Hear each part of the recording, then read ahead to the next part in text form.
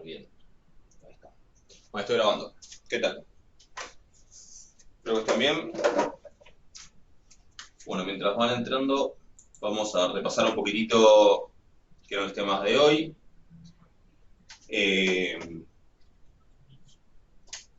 Por lo que estuve viendo, sí, tenía que yo repasar cuáles eran los temas de las clases. Las clases 4 y 5 son justamente sobre las diferentes familias de distribuciones. ¿Sí? Esta es esa clase que les dije que son esas clases que me resaltaron que importa, digamos, que se lleven eso también, esta materia, más allá de que parezca una pavada, porque la materia es una materia sobre procesos estocásticos, etcétera. Primero que muchas de estas cosas las vamos a usar en la materia, ¿sí? Por ejemplo, todo lo que estuvimos hablando de la relación que hay entre, ahora igual después repasamos, pero la relación que hay, por ejemplo, entre la distribución de Poisson y la exponencial, o entre la binomial negativa y la binomial, ese tipo de cosas, son cosas que van a aparecer y las vamos a usar, pero también la idea es que se lleven esto digamos, todas estas ideas de la materia, porque ustedes piensen que si lo que van a querer hacer es modelizar situaciones, situaciones digamos, donde entra en juego la aleatoriedad, necesitan tener como algunas ideas. Digo, si yo digo, no sé, me encuentro con una serie de datos, que hago un histograma, veo que tiene cierta forma, si yo no conozco todo un cierto catálogo de distribuciones, que obviamente elegí algunas, digamos, son las más básicas, hay muchas otras familias de distribuciones que se usan en diferentes contextos, pero si no tengo como un catálogo básico medio que no tengo cómo empezar a pensar, a ver, esto lo podré ajustar con una gama o no. Bueno, para poder decir esto lo podría ajustar con una gama o no, tengo que saber primero que existe la familia de distribuciones gamma. Para pensar, ¿esto tendrá sentido ajustarlo con una distribución de Weibull, con el parámetro de tal forma, porque en realidad hay desgaste? Bueno, para hacerse esa pregunta tengo que saber que existe la distribución de Weibull. Entonces, un poco la idea de estas clases que vieron, supongo, vieron esas clases, ¿no? Digo, estamos hablando del mismo tema. Sí, sí. Las dos clases eran sobre estos temas, ¿no? Ok. Y sobre los procesos, digamos, sobre la binomial, la Poisson, la Bernoulli, la binomial negativa y todas esas relaciones. Entonces, la idea de que vean eso es que tengan como una idea de poder plantearse esas preguntas. Si yo no sé que existe la distribución de Weibull, si no sé qué es la propiedad de falta de memoria, qué es el desgaste, qué es todo eso, no tengo ni cómo planteármelo. Entonces, si voy a querer poder modelizar cosas, digamos, fenómenos aleatorios, necesito tener ese conocimiento básico para poder hacerme el planteo. Después veré si me son útiles o no me son útiles, pero para poder hacerme el planteo necesito primero conocerlas. Cuando veamos, ya hablando un par de clases, la práctica de repaso, la última, que es la de bondad del ajuste, ¿sí? Vamos a poder resolver justamente que es de repaso, pero no tanto, porque sé que algunos lo vieron, los que cursaron conmigo no lo llegaron a ver. Pero bueno, digamos, lo vamos a explicar bien ahí, lo vamos a ver. Vamos a ver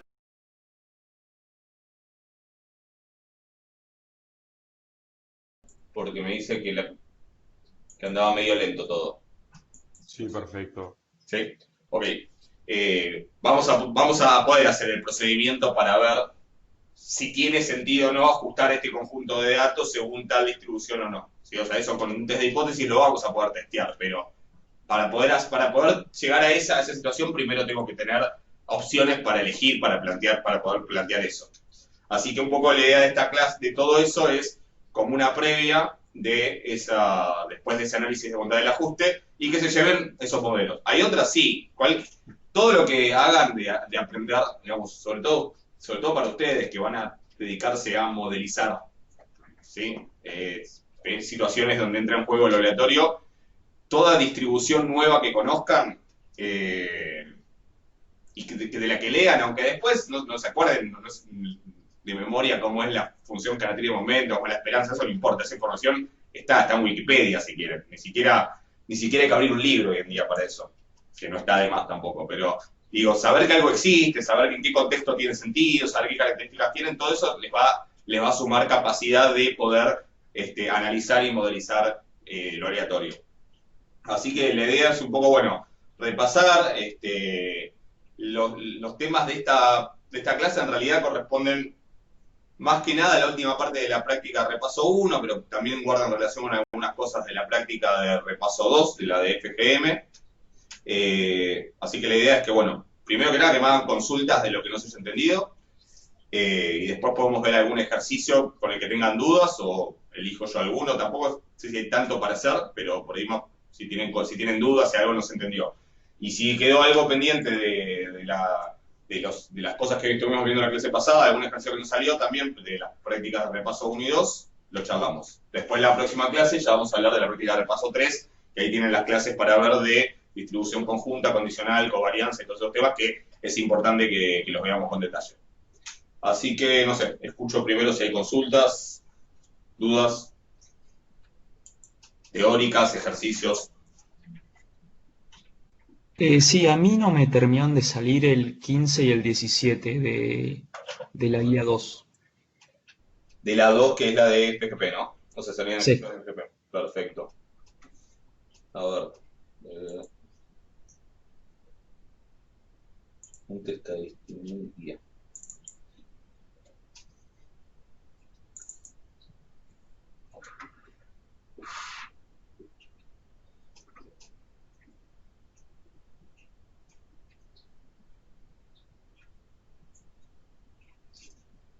Ahí voy.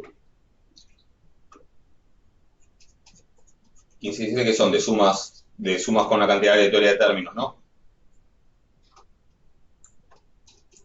Sí, esos. Perfecto, bueno. A ver, en el 15 tenemos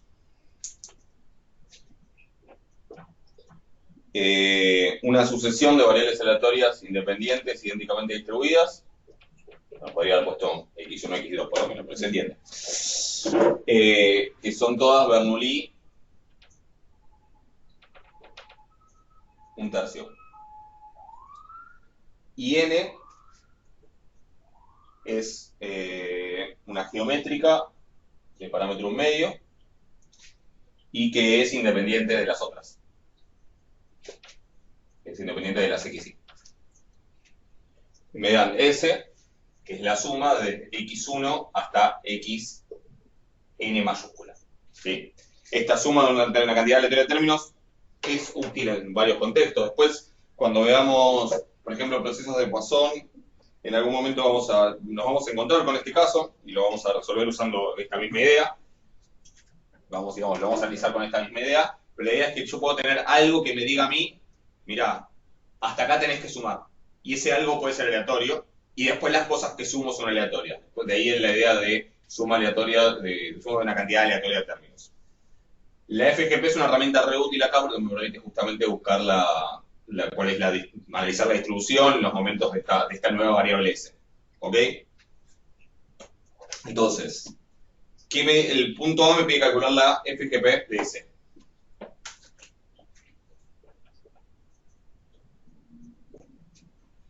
Y lo que vimos es un teorema. ¿Sí? Si quieren la demostración de eso está en el apunte de estadística 2 mío. En la parte de FGP está hecha la cuenta, hay algún detallecito técnico que está ahí aclarado que medio le estoy pasando por encima, pero la explicación y la cuenta de por qué se llega a esto está. ¿Sí? Porque digo, no es nada obvio, pero la cosa es que esa FGP de S es la composición de la FGP de N con la FGP de las XY, que como son todas con la misma distribución, todas tienen una misma FGP que la puedo llamar G sub X. ¿Sí? Sería la G de cualquiera de las X, así la llamo G de X. ¿Ok? ¿Qué parte no salió? ¿El A o lo que sigue? Sí. ¿Sí? A ver. ¿Qué voy a hacer acá? Voy a usar esta propiedad. Entonces lo primero que tengo que ver es quién es la FGP de N y quién es la FGP de X. Entonces, la de N es la de una geométrica. Habíamos estado haciendo, creo que la cuenta de la geométrica la clase pasada. Creo que era, si no me equivoco, era P por T sobre 1 menos Q por T. ¿Puede ser? Sí. Era así, ¿no? Bien. Sí, sí. Que lo hicimos cuando viviendo las fórmulas de la serie geométrica. Entonces, en este caso es P por T es 1/3 por T sobre 1 menos 2/3 por T. Si voy a hacer cuentas, me conviene escribir, si voy a tener que derivar y todo eso, obviamente me conviene escribir esto lo más cómodo posible, así que multipliquemos numerador y denominador por 3. Y me va a quedar. La geométrica era un medio. Ah, es un medio, gracias, perfecto. Sí, entonces es un medio, bien. Gracias por avisar. Es un medio, o sea, un medio P y un medio Q. Entonces tratemos para que quede escrita más cómoda, multipliquemos por 2 arriba y abajo. Me va a quedar T arriba y 2 menos T abajo. ¿Sí? Así que es T sobre 2 menos T. Esto obviamente está definido, habíamos hecho la cuenta que daba para T en módulo menor a 1 sobre Q, creo. Así que va a ser para T en módulo menor a 2. ¿Sí? Pero no importa, con que contenga el intervalo menos 1, 1, alcanza y eso pasa siempre en la FGP. O sea, la FGP, cuando se puede definir, que insisto, es para discreta, cuyo rango está incluido en los enteros no negativos, no tiene problemas de definición como la FGM, que hay que tener cuidado y eso. De todas maneras, los problemas, eso creo que lo comenté en clase, por las dudas lo digo, los problemas que pueden aparecer con la FGM, si tengo una distribución que no tiene FGM, lo que sí se puede usar como herramienta en general, como generalización, es la función característica. Les hablé de la teórica de la característica, ¿no? Algo. Sí, sí, sí, la nombraste. Y no digo que no es que tengan que ser demasiado, pero la menciono, digo, no quiero que sepan, sí me interesa que sepan que existe, porque se la van a encontrar y para que sepan que, bueno, que a veces no queda otra que usar la característica. Problema adicional que tengo que, bueno, números complejos, pero bueno, a esta altura igual tienen que manejar complejos. O por lo menos cuando hagan numéricos se los van a ver. ¿Alguien no hizo numérico? Eso no me acuerdo si lo había apuntado. Capaz que sí, ya lo pregunté, pero bueno. ¿Alguien no cursó numérico? Haciendo ahora, ok. ¿Y vieron? Ok. Bueno, no es que se vayan a perder de nada, pero para saber por si hay algún detalle, por ejemplo, ¿y ya vieron complejos los que están haciendo numérico ahora? ¿No? Porque hace unos años se agregó complejos. La verdad es que siempre se ve algo de complejos en matemática, pero pasó algo así. Numérico es la materia como comodín, digamos. El numérico es el cajón, porque veo que varios todavía no. Numérico es como el cajón al que van a parar las cosas que hay que agregar. ¿Sí? Que eso siempre están con Fabris, ok, perfecto. Con Fabris van a ver R, van a ver bastante de programar y eso. Numérico es como la materia en la que van a parar todas las cosas que no se sabe bien dónde meter a veces. Eso siempre, en todas las carreras hay una materia así.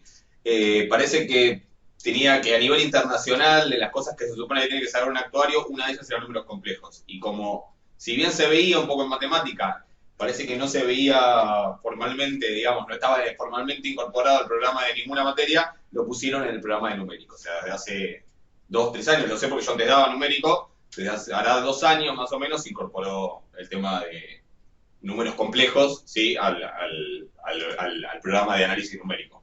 Así que bueno, si alguien necesita un apunte o algo, yo creo que quedó subido el cuatrimestre pasado porque me lo habían pedido, un apunte que yo usaba de números complejos en numérico, un apunte mío, creo que está subido al campus. Sí, si a alguien le sirve para numérico o para algún detalle de acá, lo puede ver. Porque de hecho, después cuando veamos cadena de Markov, van a tener que recordar algunas cosas muy básicas de números complejos. Así que si quieren verlo, está ahí. ¿Sí? Si no, igual después comentaremos lo que haga falta cuando lleguemos a complejos. A cadenas Markov. O sea, ¿alguien nunca vio nada de complejos en la facu? Ni en matemática, ni... O por lo menos en matemática sí.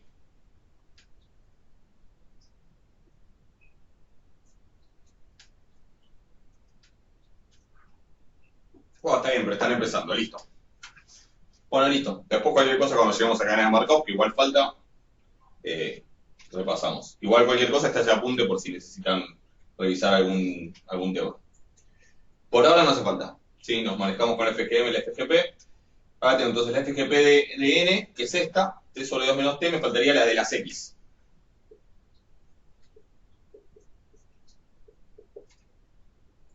La FGP de las X es la de una Bernoulli, ¿sí? La de Bernoulli, esa, no sé si la hicieron, pero básicamente es P por T, no. Sí, Q más P por T. O sea, 1 menos P más P por T. ¿Sí? Entonces, Ahora sí, esto es 2 tercios más 1/3 t, o 2 más t sobre 3. O sea, 2 tercios más 1/3 t. ¿Ok? Entonces, la función generadora de probabilidad de S es la composición de esta con esta. En ese orden. ¿Qué quiere decir en ese orden? Que esta va dentro de esta. ¿Sí? Es decir, donde acá dice t y donde acá dice t, va a decir 2 más t sobre 3. ¿Ok? Así que va a ser 2 más t sobre 3 sobre 2 menos 2 más t sobre 3. De vuelta, ahora la acomodamos para después poder hacer cuenta lo más cómodo posible. Pero eso la podríamos dejar así en teoría. Digo, esa es la FGP. ¿Estamos de acuerdo? Ahora multiplico todo por 3 para que me quede mejor, pero ¿estamos de acuerdo en que esa sería la FGP? ¿Por qué? Por esta propiedad. ¿Alguna duda hasta ahí? ¿Estamos? Bueno.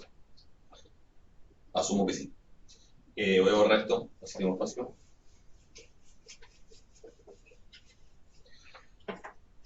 Si multiplico por 3 arriba y abajo, esto se va, y acá me queda 6 menos esto.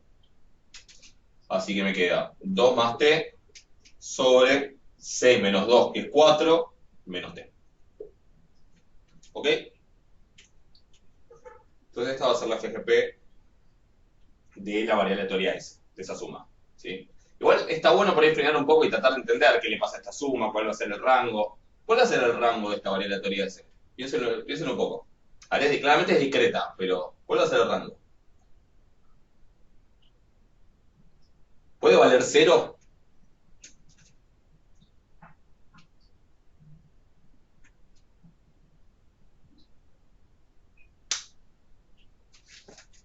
Por ahí antes. Todo menos 4 me dice acá. ¿Por qué 4? A ver. No, perdón, vos estabas hablando de la FGP, sí que no puede ser 4. En realidad no, en realidad todo módulo de t menor a 4, pero yo ahora hablo de la variable aleatoria. Ok, eso pero estoy hablando ahora de la variable aleatoria S. ¿Sí? La variable aleatoria S es una definida ahí como está, es una variable aleatoria discreta. Ahora, ¿qué valores puede tomar esa variable aleatoria? 0 y 1, bueno, las X son Bernoulli. Las X pueden valer 0 y 1. ¿La N qué valores puede tomar? O sea, el rango de las XY es 0 y 1. El rango de N, ¿cuál es? Y de paso pregunto para repasar porque ahora sí, tuvimos una clase específica que hablamos de la Bernoulli, de la geométrica, de todas, o sea que ahora no es que si me lo dicen ahora está todo mal, pero digo, ahora se supone que lo tienen que saber, así que si no lo saben es buen momento para refrescar.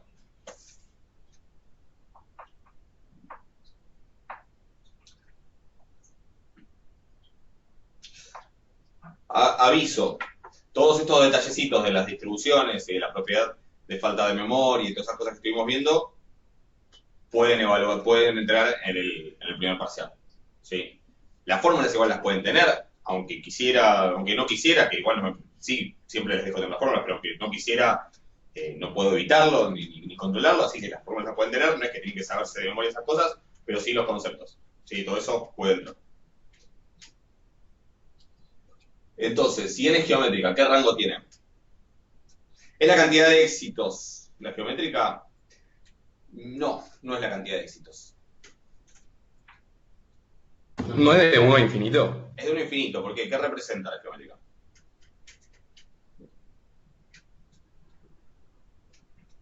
No, la Eran cantidad de éxitos buscados. los intentos hasta buscar el primer éxito, ¿no? Claro, son los intentos. La cantidad de éxitos buscados acá es 1 para la geométrica. Después está la binomial negativa donde podemos fijar, pero se fija, no es la variable aleatoria, otra cantidad de éxitos buscados mayor a 1. ¿Sí? Y la geométrica va a ser un caso particular para R, creo que le llamé, igual a 1. Pero la cantidad de éxitos buscados es 1 y lo que acá es aleatorio es la cantidad de intentos que voy a tener que hacer, la cantidad de repeticiones hasta llegar a ese primer éxito. ¿Se acuerdan? Por eso es de uno más infinito, porque bueno, para tener un éxito, obvio que por lo menos una vez lo voy a tener que hacer. Si ya la primera vez ocurre éxito, ya está, el valor de la variable va a terminar siendo 1, pero básicamente lo que, digamos, después podría ser, digamos, podría ser que necesite 1000 intentos.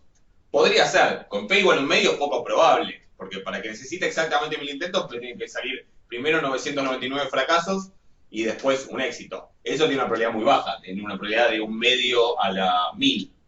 Pero no importa, digo. Dije 1000, sí, bueno. Podrían ocurrir, podría ser que necesite 100.000 éxitos, podría ser, es recontra improbable, pero podría ser, o sea, va a tener una probabilidad muy chica pero positiva. Y eso en principio vale para cualquier número. O sea que el rango es de 1 más infinito, o sea, son todos los números naturales. No naturales con el 0, sino los naturales que es 1, 2, hasta infinito. ¿Sí? ¿Estamos de acuerdo? De hecho, para que se entienda un poco mejor qué es esta variable S, ¿sí? Yo tengo P igual 1/2 y Bernoulli 1/3. Perdón, o sea, P igual 1/2 en la geométrica y P igual 1/3 en la Bernoulli. ¿Cómo pueden hacer para generar un experimento aleatorio, ¿sí?, que represente esto de una geométrica con parámetro P igual 1/2?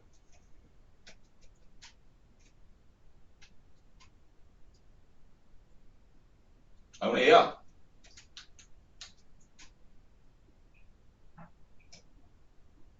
Les propongo esto. ¿Alguna idea de cómo generar un experimento que represente, digamos, donde pueda generar como una variable aleatoria o una que termine siendo con una distribución geométrica? ¿Cuántas veces tenés que tirar la moneda para que salga cara? Exactamente. Puedo tirar la moneda hasta que salga cara y contar cuántas veces la tuve que tirar. ¿Sí? Puedo hacerlo y... ¿Cuál es la cara en la geometría de un peso vieja? Bueno, salió cara, ¿sí? O sea que n es igual a 1. Pero le voy a meter un poco para que sea más divertido. Pongámosle que salió seca. Tiro de vuelta, salió seca. Tiro de vuelta, salió cara. ¿Qué valor toma la variable n? Salió seca, salió cara. 3. 3. O sea, yo podría seguir tirando, ¿sí? Y ahora puede ser cualquier cosa, pero n es 3. ¿Estamos de acuerdo? Entonces ahora que n tomó el valor 3, o sea, n del omega chiquitito que ocurrió, es decir, de la situación de la realidad que terminó ocurriendo, de todas las que podían ocurrir, terminó tomando el valor 3, ¿sí?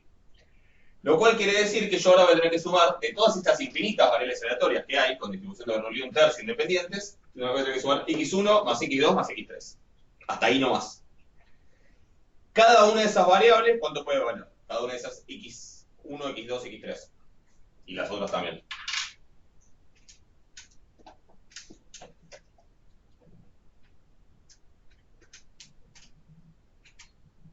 Si son de Bernoulli. No, ¿cuánto pueden valer las variables? P es 1/3, Q es 2/3. Pero el valor que toma la variable aleatoria, los valores del rango, son 0 o 1. ¿Estamos de acuerdo? Exactamente, 0 o 1. Distribución de Bernoulli, que es un caso particular de la binomial. Es la binomial con n igual a 1. Esto sería lo mismo que, esto es idéntico a decir una binomial 1, 1/3. ¿Ok? Si hay dudas con esto, vayan a dar de vuelta a las clases después, pero cualquier cosa me consultan ahora, pero digo, les comento, son cosas que deberían quedarles de las clases, o sea que, digo, para que las repasen si tienen dudas. Entonces, esto es 0, 1 el rango. ¿Y cómo harían para generar una variable aleatoria con distribución de Bernoulli 1/3?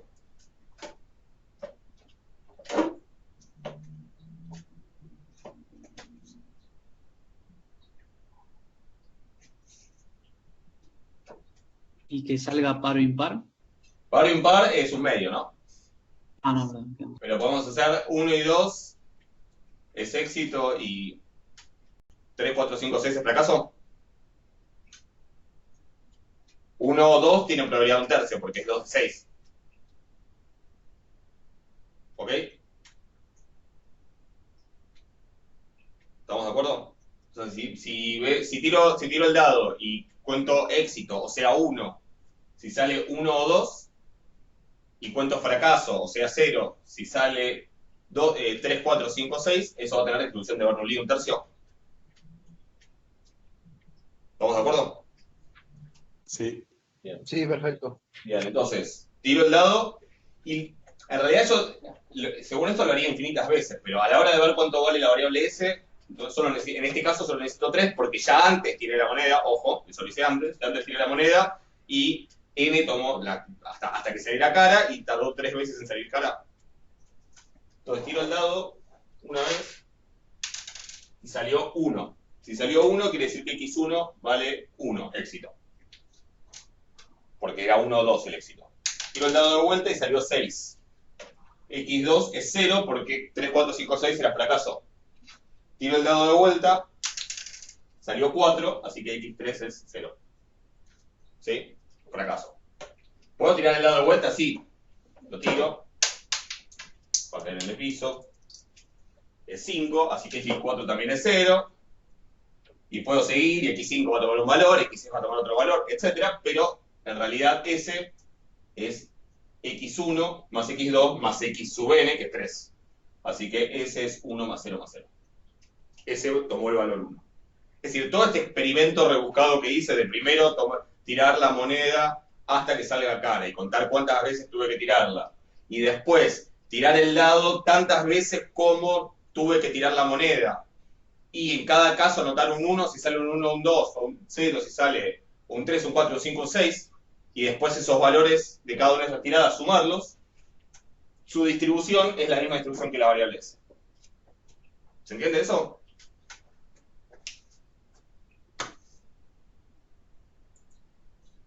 ¿Está claro? Digo, esto para que, digamos, podemos hacer las cuentas y ya, pero está bueno a veces también entender lo que está pasando. Más si estuvimos hablando de diferentes tipos de distribuciones, discretas, continuas.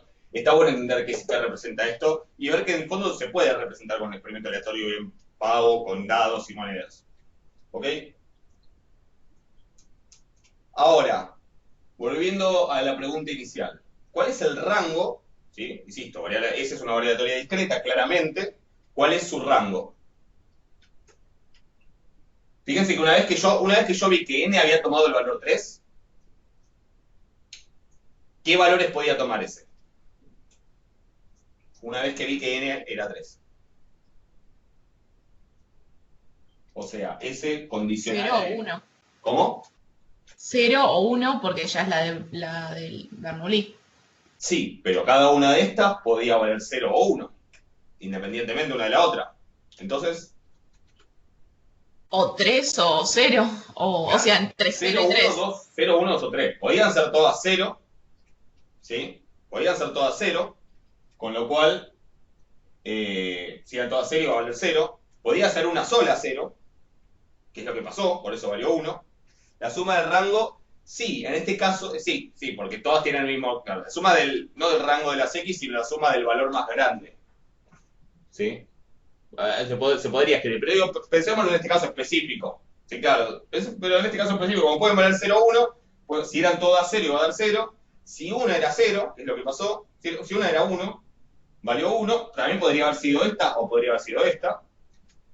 Si 2 eran 1, iba a valer 2, y si las 3 daban 1, iba a valer 3. Y esas eran las posibilidades, condicional a que salió 3. ¿Sí?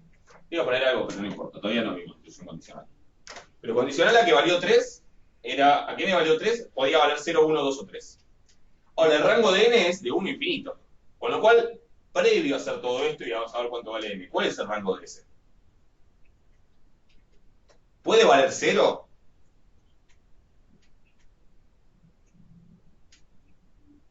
Sí.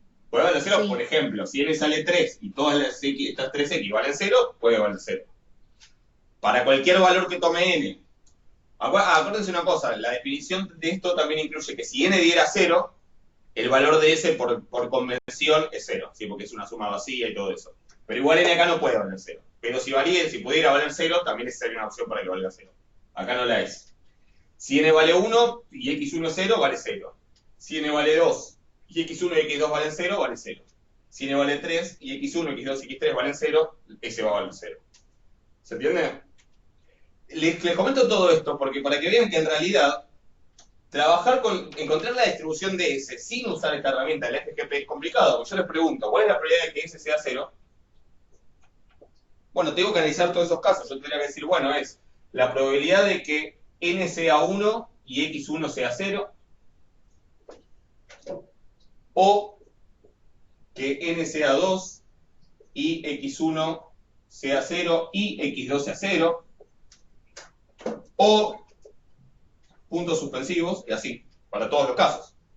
Esto se puede separar acá con sumas porque estos eventos son disjuntos, y como estas son independientes, termina siendo la probabilidad de n igual a 1 por la de probabilidad de x1 igual a 0, más la probabilidad de n igual a 2 por la probabilidad de x1 igual 0, por la probabilidad de x2 igual 0, más puntos suspensivos. Digo, esta suma es infinita.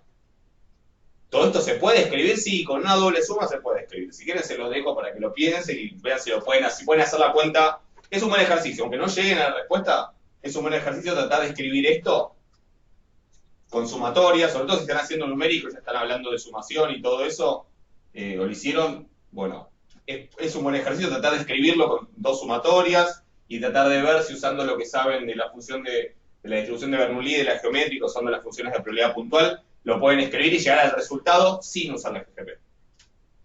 Pero si llegan van a ver que no es fácil, y si no llegan van a estar todavía más convencidas de que no es fácil. ¿Ok? Con la FGP va a ser una pavada.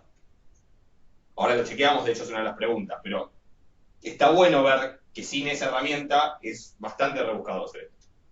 ¿Estamos de acuerdo? O sea, ¿lo ven que esta, se entiende que esta es la cuenta que se tendría que hacer para ver la probabilidad de que S sea 0?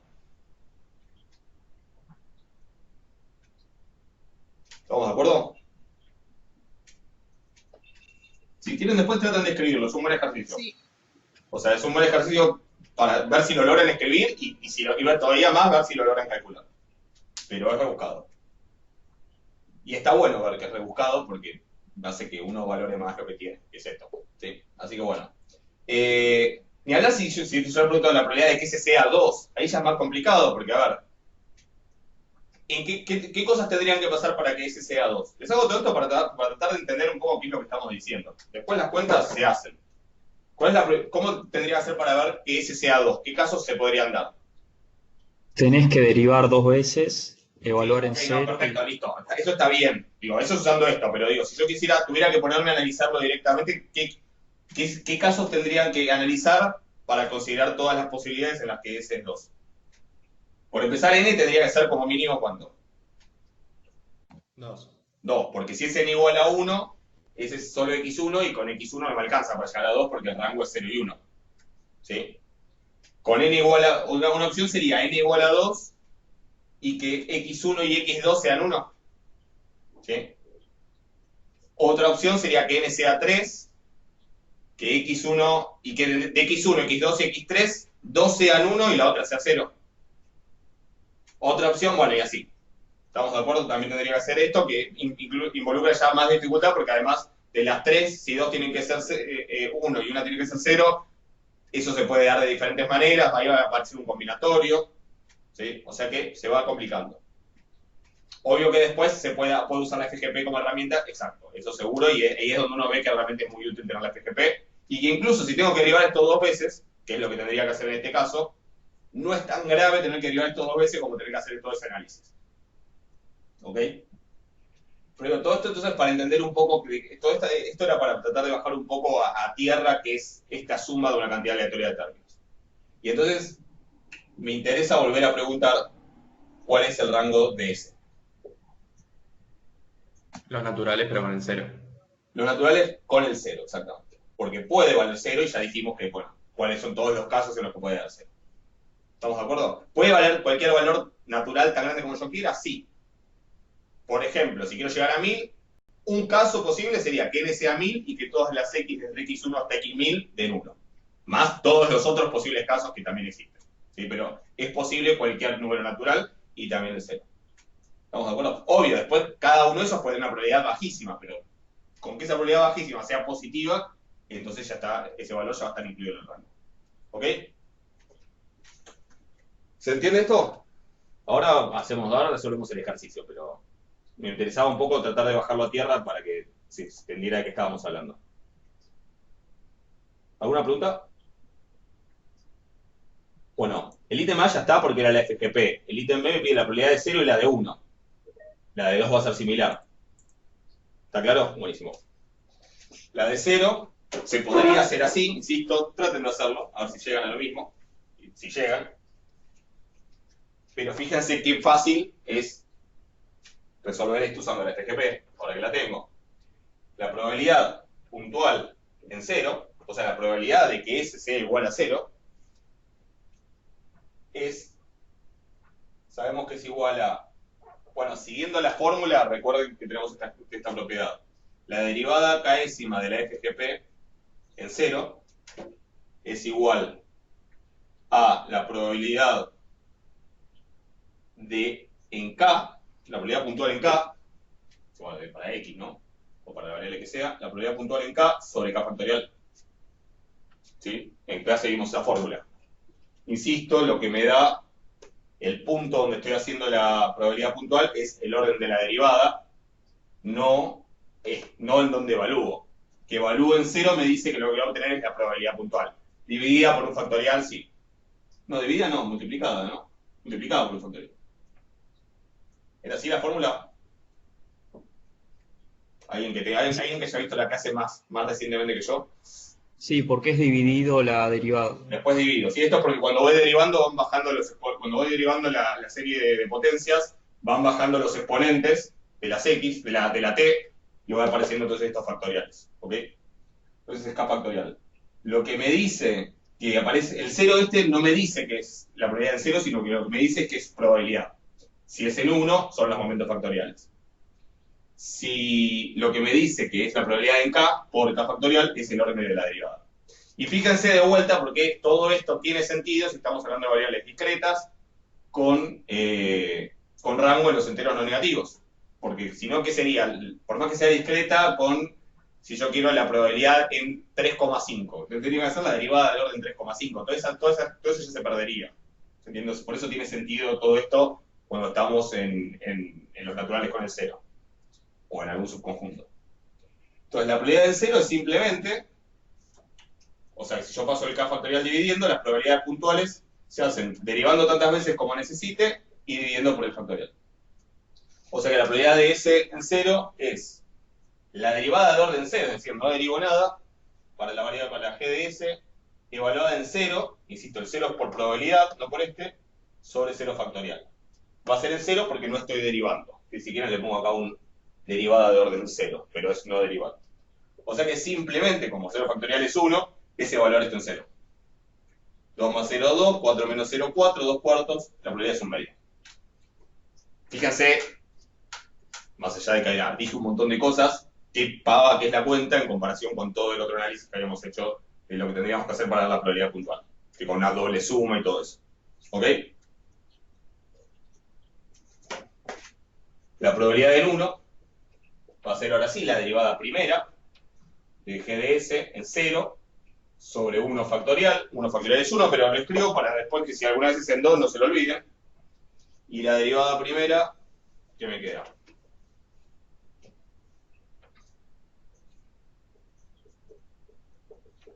¿2 por 4 menos t?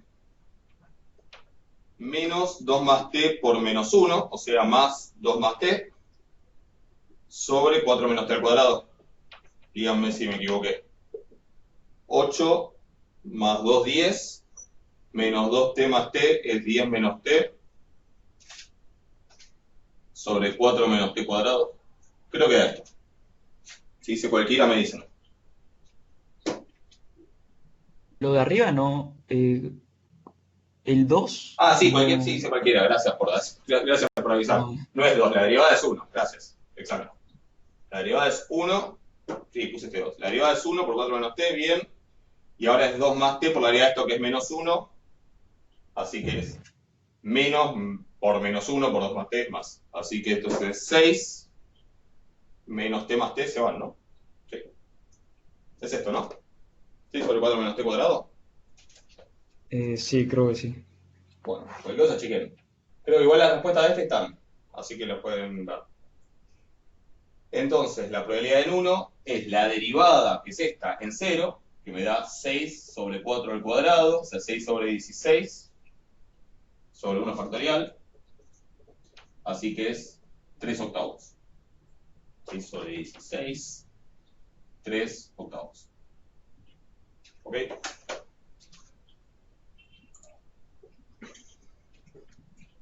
¿Estamos de acuerdo? Si quisiera la probabilidad en 2, ¿qué tendría que hacer? Derivar de vuelta. Si quisiera la probabilidad en 3, ¿qué tendría que hacer? Derivar de vuelta. Y evaluar en 0 y dividir por 3 factorial. Parece un bajón para tener que calcular la probabilidad en 10, tener que derivar 10 veces esta cosa. Pero sería todavía mucho peor tener que hacerlo de la otra manera. ¿Se entiende? Y además otra cosa, si tienen algún software que trabaje simbólicamente, por ejemplo, si tienen instalado en Google el Wolfram Alpha, que yo lo tengo ahí, eso, hago un botoncito y lo escribo, no es muy difícil pedirle que me haga la derivada de esto, la derivada de orden 10 de esto, y que lo evalúe en 0. ¿Sí? O sea que incluso tengo todas las herramientas informáticas hoy en día para que el software me diga, yo lo único que tengo que saber es que tengo que hacer la derivada de orden 10 de esto en 0 y dividir por 10 factorial. Y eso me va a dar la probabilidad puntual en 10. Tengo que escribir un cachito, pero sale. Si le tengo que decir, calculame esta suma doble, donde esto es de acá hasta acá, y tengo esto, y además tengo que poner un combinatorio, porque esto se puede dar de un montón de maneras distintas, también se puede, también me lo va a hacer la computadora, pero ya el planteo y el pedirle a la computadora que lo haga ya es mucho más complicado, ¿sí? Y es más fácil equivocarse. Esto es súper mecánico, y además encima hoy en día no tiene herramientas que hacen que sea todavía más mecánico y que no tenga ni que hacer demasiadas cuentas, ¿sí? En el examen ustedes van a hacer las cuentas y van a hacer la derivada. Si quieren la chequean con el Wolfram Alpha, tampoco podría evitar que lo hagan, pero digo, la idea es que después en la práctica esto es muy fácil de implementar una vez que uno tiene la computadora. ¿Estamos de acuerdo?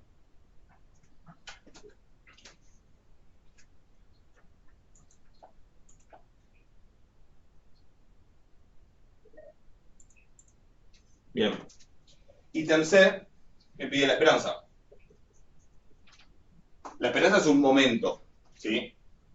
La función con la probabilidad devuelve momentos, pero devuelve unos momentos un poco particulares. ¿Sí? Devuelve los momentos factoriales. De hecho, el único motivo por el que les defino los momentos factoriales es porque aparecen con FGP. Si no, no es que me parezca particularmente interesante. Pero como aparecen con FGP hay que saberlos. De todas maneras, la esperanza es un momento factorial, además de un momento natural. Es el momento factorial de orden 1. Además de ser M1, es Phi1. Así que puedo buscarle. ¿Cómo obtengo Phi1 a partir de la FGP? Es la derivada primera en 1. En 1, exactamente. La derivada primera me dice que va a ser el momento de orden 1. Si fuera la derivada segunda, sería el momento factorial de orden 2. Si fuera la derivada quinta, el momento factorial de orden 5. El hecho de que aparezcan momentos factoriales es por el hecho de que evalúo en 1. ¿Ok? El 0 me dice probabilidades, el 1 me dice momentos factoriales. Después, lo otro depende del orden de la derivada. ¿Eso está claro? Entonces, la derivada ya la tengo. Evalúo en 1, es 6 sobre 4 menos 1 al cuadrado, 4 menos 1 es 3, 9, 6 novenos, 2 tercios. De vuelta, ¿podría calcular la esperanza de esta variable sin hacer esta cuenta? Sí, es más complicado. Con la FGP me resuelve un montón de problemas y sale todo mucho más rápido. Sí, o sea que es una herramienta bastante útil para esta situación. ¿Estamos de acuerdo?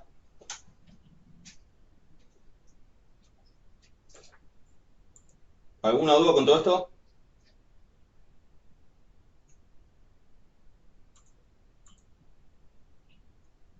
Bueno, sí, del 17 podemos charlar un poco el planteo y después las cuentas las hacen. ¿Vamos bien? Ok, perfecto. Charlemos un poco el planteo del 17, ¿sí? Y las cuentas después las pueden hacer, van a ver que es medio lo mismo, más de lo mismo. Pero en el 17 lo que me plantea es una situación obviamente muy idealizada, pero para tener una mínima idea de una aplicación de esto, me dicen cierta sociedad, la cantidad de hijos que tiene una persona, hijos, hijas, hijes, que tiene una persona, sigue una distribución de Poisson, ¿sí? Cantidad de hijos, cantidad de hijes, Poisson.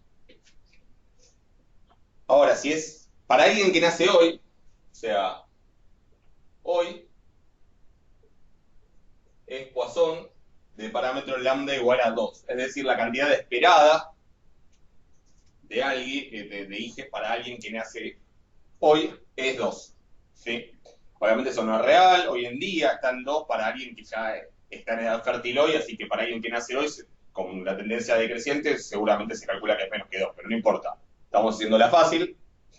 Y para la generación de esos hijos e hijas, se espera que siga siendo Poisson, o sea, la próxima generación, ¿sí?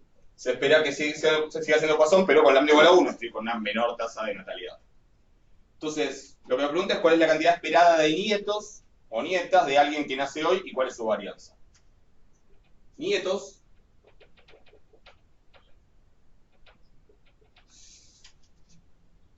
Eso, ¿cómo voy a calcular de alguien que nace hoy cuántos nietos, nietas o lo que sea va a tener? ¿Y qué análisis tengo que hacer? Algo que primero me podría preguntar es, bueno, ¿tendrá hijos o no tendrá hijos?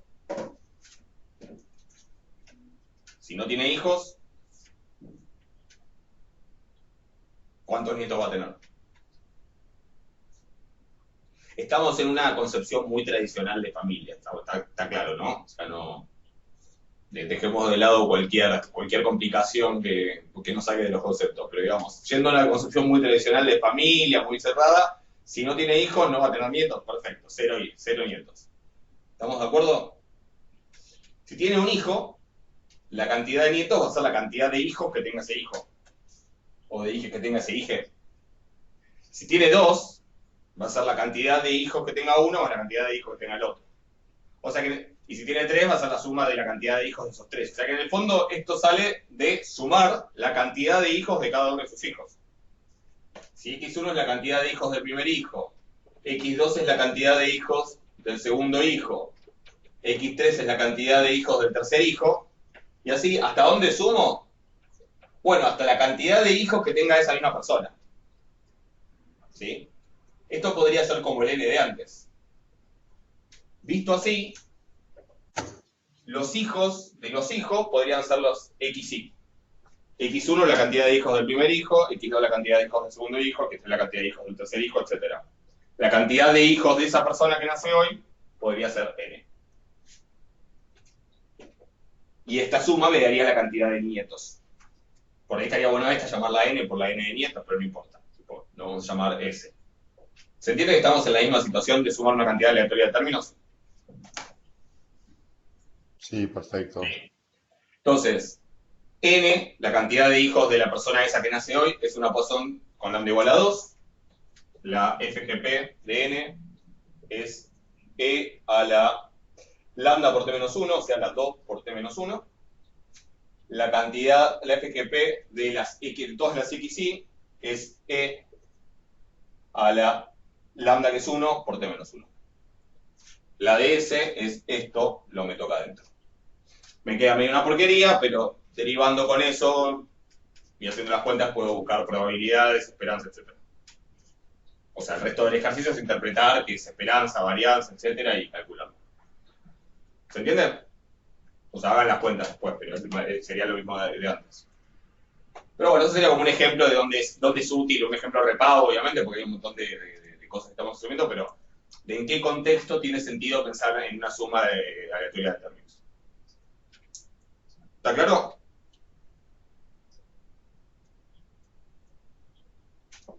¿Alguna duda de todo esto? Bien. Bueno, a ver. Más dudas de esta guía o de la anterior, de las cosas que estuvimos viendo. Lo hemos hecho en clase. Creo que lo hice, sí, creo que está en la clase teórica.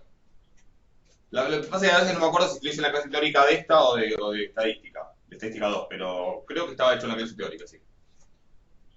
Así que de última pueden consultar ahí los detalles. Seguro que ahí también me enredé con el lenguaje de genio y todo eso.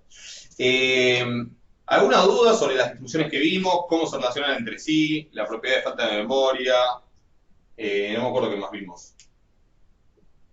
Creo que mencioné lo normal. Eso también es interesante, que vimos cómo cómo encontrar la distribución de una transformación, de una variable aleatoria. Eso después lo vamos a hacer también con la chi cuadrado, o en realidad no lo vamos a hacer, pero es un ejercicio de la práctica 4 de repaso, ¿sí? Que también guarda relación con eso. También, ¿qué más vimos? Hablamos de la distribución doble exponencial o distribución de Laplace. Tienen dos ejercicios en la práctica de repaso 2 que hacen referencia a la distribución de Laplace. En uno está el concepto de mezcla, que se los sugiero que lo vean, si no lo charlamos, y en otro se muestra que si yo resto dos exponenciales independientes, me queda una distribución de Laplace. ¿Qué más hablamos? Bueno, hablamos de la chi cuadrado, la t, la f de Snedeker, cómo se definen. ¿Hay alguna duda de todo eso? ¿O algo de la práctica 0 de la 1 y de la 2? Piensen un cachito, si no yo le pego una mirada igual a las prácticas por si quiero comentar algo. Pero pregunten si no.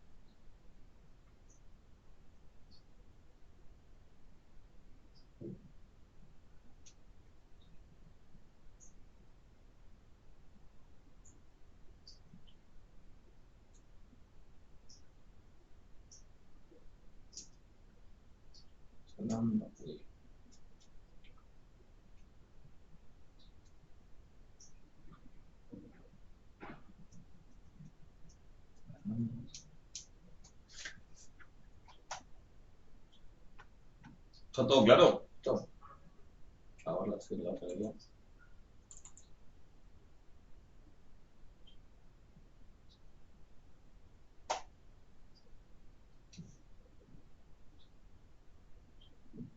Yo tengo una duda, pero no es nada que ver con esto. Literalmente nada que ver.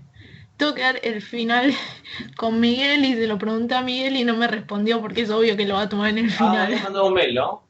Sí, y no responde. Ahora después lo miro y te lo respondo, pero ¿cuál era la pregunta? Así te lo puedo, si salgo te lo puedo contestar así rápido te lo contesto, si no después te contesto.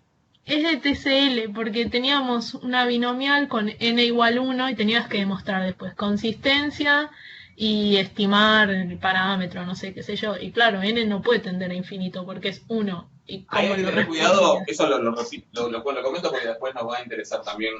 Vos, cuando uno tiene que las X tienen distribución binomial y quiero hacer inferencia, por ejemplo, para P, no hay que mezclarse el n de la muestra con el parámetro n de la binomial. Es decir, yo podría tener una muestra de tamaño n, o sea, podría tener una muestra de tamaño 4 de variables aleatorias, todas con distribución binomial 2p. Entonces acá hay dos n's, está este n y está este n. ¿Sí? Claro. El n que en todo caso te tenderá a bueno, en realidad, si vos querés hablar de consistencia, necesitas pensar en una sucesión de variables. Y entonces el n que tiene infinito es este se queda quieto. O sea, pero no, O sea, como, perdona, sí. si son porciones de la muestra, digo de la población, la muestra es porción de la población, ¿no debería tener como mucho esa cantidad? Vos estás haciendo inferencia, estás tratando de estimar P.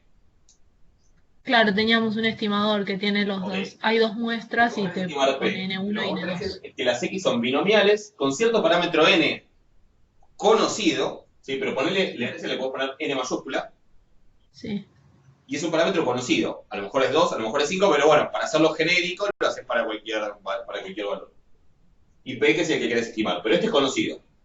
¿Sí? O sea que tu estimador puede depender de ese número, tranquilamente, sin ningún problema. Lo que vos vas a hacer, entonces lo que vos haces acá es que las observaciones que tomás son de una muestra, son de una población con distribución esto. Ponele que n grande fuera 2. ¿Qué quiere decir? Que tus valores pueden valer 0, 1, 2 y con ciertas probabilidades que vienen dadas por la binomial.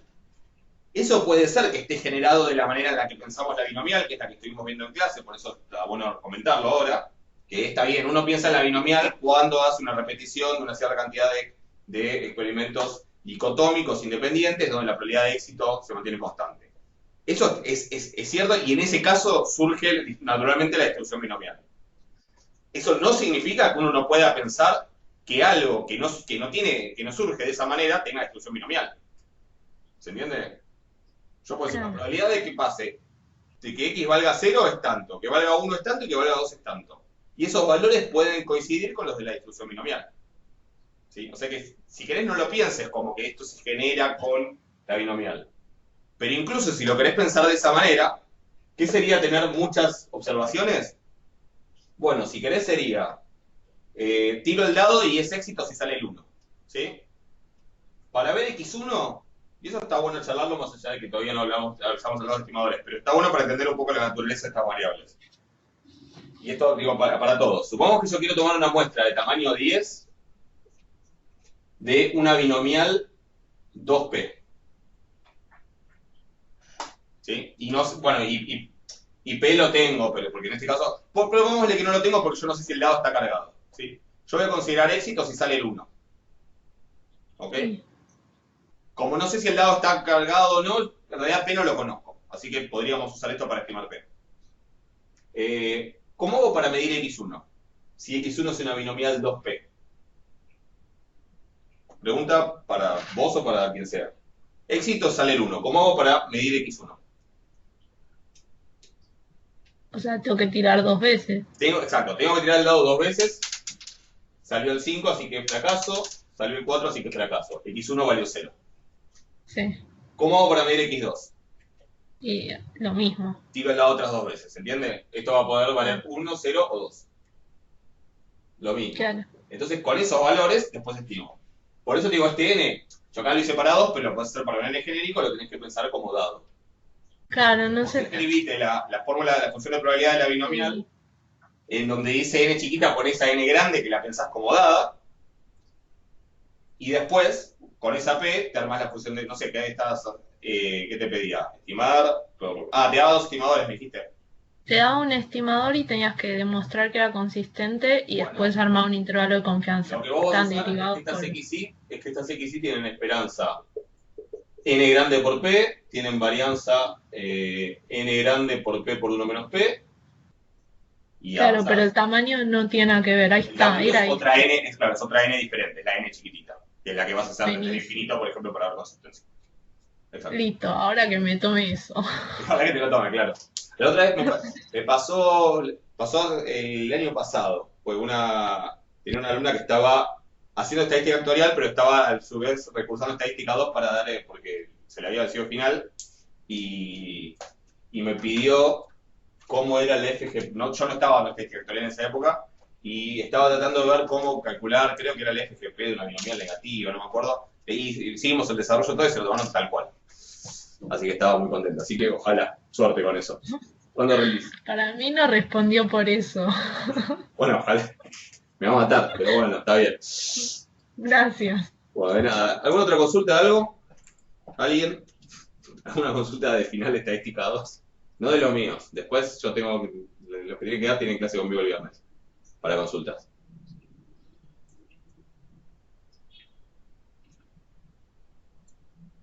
Hola, profe. Sí. Yo justo te iba a consultar si el viernes se hacía la clase. La clase la hacemos. Lo que tengo que revisar es la Dale. fecha del final. Porque a mí me había Parece asignado que el es el lunes. lunes.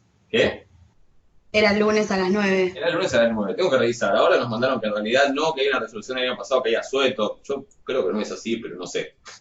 Igual si no lo puedo tomar el lunes, después les escribo por el campus de remanentes para ver qué fecha Perfecto. hacemos. Porque después también parece que el otro lunes es Yom Kippur, así que tampoco sería la idea hacerlo ese lunes. Así que Claro. no sé, vemos. Bueno, listo, gracias. Pero después más tarde les escribo, cuando lo tengan un poco más Gracias. definido. ¿Alguna otra consulta de algo?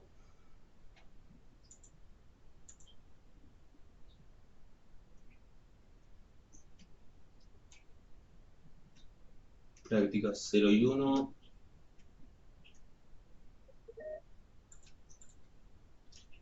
El campus de remanentes. Hay para quienes estén inscritos al final, no solo conmigo,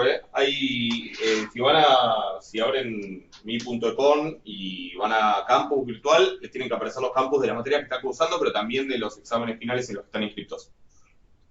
Y al botoncito de al lado dice remanentes. Por ahí se pueden... No, los habilitaron, creo que iban a estar hoy para ustedes, ¿eh? Algo así leí en el instructivo de la Secretaría Académica. Fíjense, yo había leído que iban a estar habilitados a partir de hoy miércoles. Pero no sé, a lo mejor los habilitan mañana. Para ayer.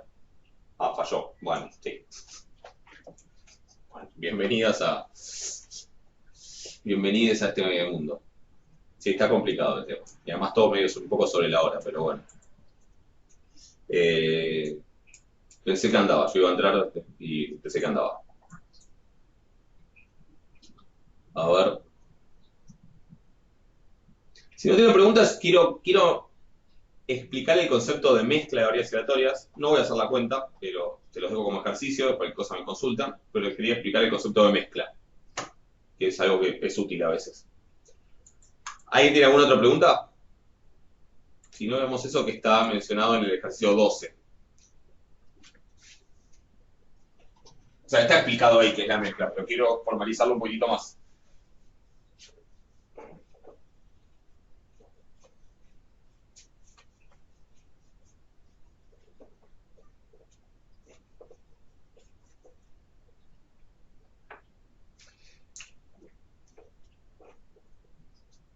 El 12 dice, dadas dos variables aleatorias independientes x e y, se dice que z es una mezcla de x e y con probabilidades p y 1 menos p. Se puede hacer con varias igual, pero acá lo hacemos con dos. Si z toma alternativamente el valor de x o el de y con dichas probabilidades. Es decir, z es x con probabilidad p e y con probabilidad 1 menos p. ¿Sí? Esto está escrito medio así nomás. Pero, y en tal caso es fácil probar que la función de distribución de z es p por la función de distribución de x más 1 menos p por la función de distribución de y. Esto se puede generalizar a una mezcla de varias cosas. Cada una tiene una probabilidad y esas probabilidades tienen que sumar 1. ¿Ok? ¿Se entiende la idea? Ahora lo formalizamos un poquito más. ¿Se entiende la idea de lo que sería? Yo podría hacer una manera mejor de decir esto es lo siguiente. Yo puedo tener x e y, dos variables aleatorias. ¿Sí? Creo que ni hace falta que sean independientes. Ahí el ejercicio dice que son independientes, pero creo que ni siquiera es necesario pedir independencia. Creo, no estoy seguro. Ahora, si quieren lo pensamos. A lo mejor sí, la verdad no me acuerdo. ¿Cómo podría ser para escribir esta mezcla? ¿Sí? Esta mezcla de z que es la mezcla de x e y con probabilidad p y 1 menos p. Bueno, yo necesito, ¿qué quiere decir hacerlo con probabilidad p o 1 menos p? Quiere decir que acá hay algo más aleatorio, que es lo que me va a terminar diciendo si z vale x o si z vale y. ¿Se entiende? Entonces, lo que vamos a hacer es, supongamos que hay otra variable aleatoria. Entonces, U, definida sobre el mismo espacio muestral, ¿sí? Que la X y la Y. O sea, tengo un espacio muestral, omega, ese, ¿sí? Que yo con cosas, con posibles resultados. Cuando ocurre ese resultado, X toma un valor, Y toma un valor, y esta variable U también va a tomar un valor. Y supongamos que esa U tiene una distribución de Bernoulli de parámetro P. Entonces, si es una Bernoulli de parámetro P, si ocurre éxito, que va a ser con probabilidad P, hago que Z valga X, y si ocurre fracaso, hago que Z valga Y. Dicho de otra manera, puedo definir a Z como X si U es igual a 1, y si U es igual a 0. Esa sería la manera formal de definir una mezcla, y para eso necesito considerar una variable aleatoria alternativa. ¿Sí? Esta U sí tiene que ser independiente de los valores de X y de Y. U independiente de X e Y. ¿Ok? Usando esta definición se puede probar esta fórmula y se pueden probar las fórmulas que aparecen ahí para la función generadora de momentos. Pero básicamente la mezcla es eso, es decir, vale X o vale Y según lo que les pasa a tu experimento. ¿Sí? Para darles un ejemplo de lo que podría ser una mezcla, yo podría decir, qué sé yo, tiro el dado, ¿sí? Y X es la cara de arriba que queda del dado, y Y es la cara que queda abajo del dado. ¿Sí? Y lo que yo hago es tirar la moneda y ver si voy a mirar la cara de arriba o si voy a mirar la cara de abajo del dado. ¿Se entiende? Entonces yo tiro la moneda, si me sale... Esta es una moneda de los que tenían paisaje de Argentina. Tiene el Palmar de Entre Ríos. O sea, si sale el Palmar de Entre Ríos, voy a contar la cara de arriba. Esto es una palmera. ¿Sí? Y si sale el solcito de abajo, no saben lo divertido que es jugar conmigo al Pictionary. Ese es el nivel. Mi nivel de Pictionary viene así más o menos. Si sale el solcito, voy a mirar la cara de abajo. Entonces, lo que yo voy a hacer es primero tirar la moneda, y eso va a ser las veces de esta variable u auxiliar. ¿Sí? Va a ser el suceso aleatorio, o la variable aleatoria que me va a decir, voy para acá o voy para allá. Entonces, tiré la moneda, no me lo van a creer. ¿A que no saben qué pasó?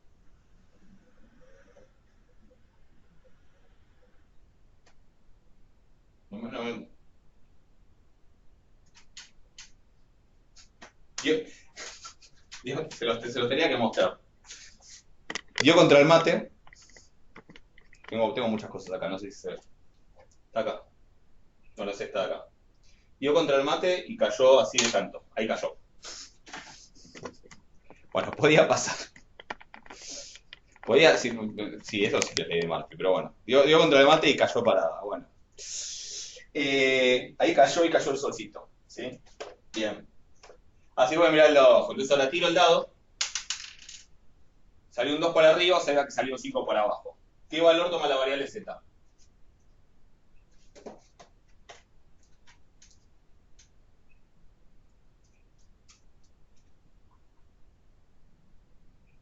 Cayó el dado con el 2 para arriba. ¿Qué valor toma la variable z?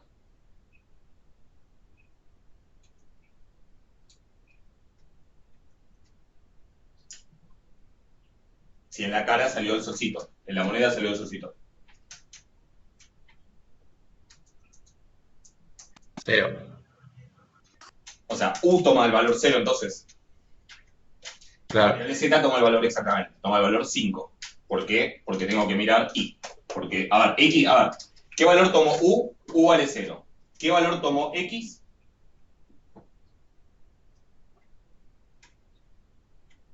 2. ¿Qué valor tomó Y? 5. ¿Estamos? Porque es la cara de abajo. Digo, ¿qué sería el espacio mostrar acá? Bueno, el conjunto de todas las cosas que podían pasar. Que encima, entre todas las cosas que podía pasar que al tirar la moneda diera contra el mate y quedara parada. ¿Sí? Bueno, pero después cayó. Digo, el conjunto de todos los posibles estados de la realidad una vez de hacer el experimento de tirar la moneda y tirar el dado. ¿Sí? Que, insisto, si estoy mirando el apunte, cómo describo el espacio muestral depende de los aspectos que quiera mirar, pero podría a eso agregarle un montón de información irrelevante como que afuera hay sol o no, que, bueno, no sé, lo que fuera, ¿sí? Pero lo importante acá es que para cada posible situación de la realidad, finalmente el experimento aleatorio se realizó y tanto la variable U como la variable X como la variable Y tomaron un valor. En función de esa definición, en función de esos valores que para ese omega chiquito en particular que ocurrió, toman estas variables, ¿qué valor toma la variable Z?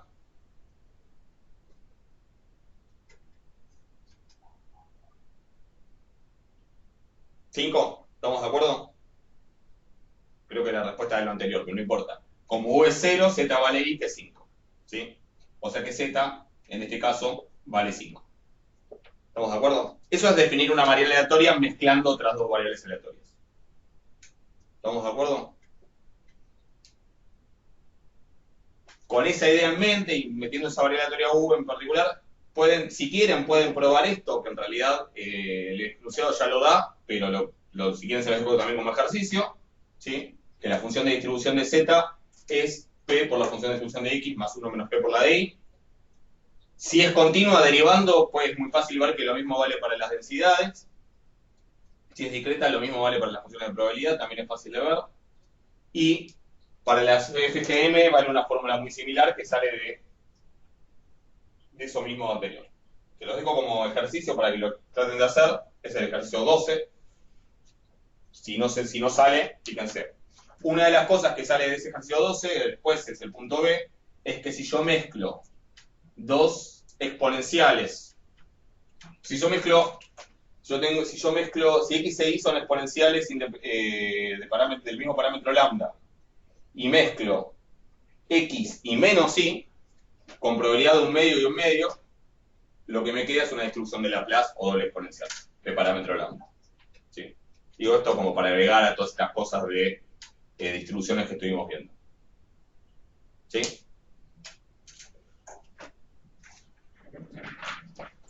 Traten de hacerlo. Yo no tengo mucho más para decir. No sé si hay consultas de algo, me dicen. Voy a chequear qué es lo que sigue las próximas clases.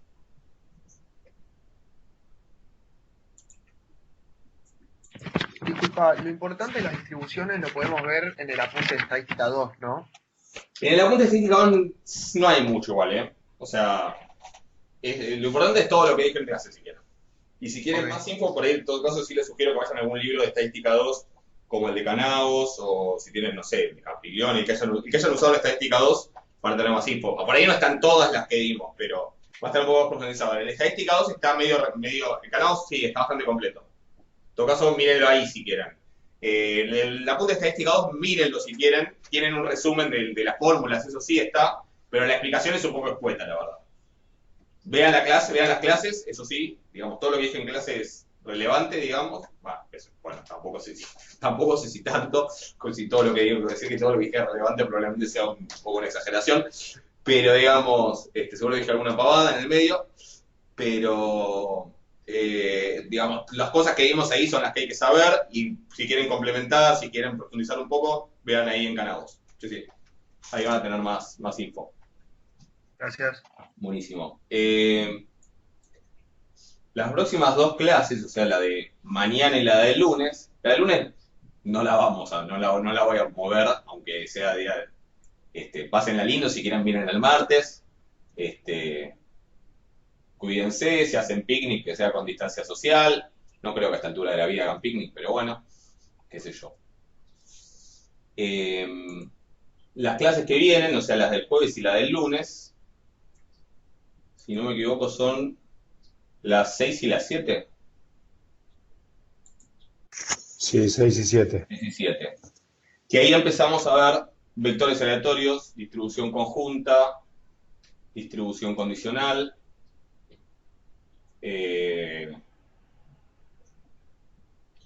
y, si no me equivoco,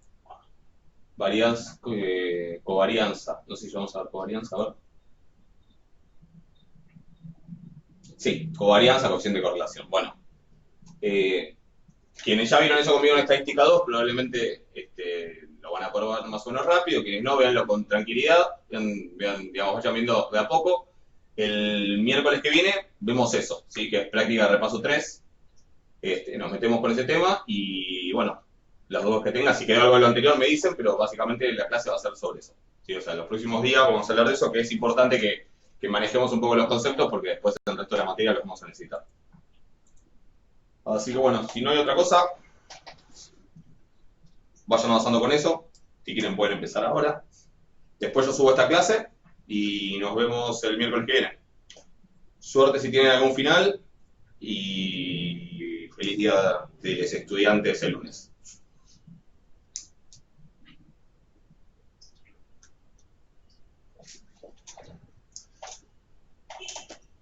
Bueno, buenísimo. Entonces estaríamos. Que anden bien, cuídense. Nos vemos. Suerte.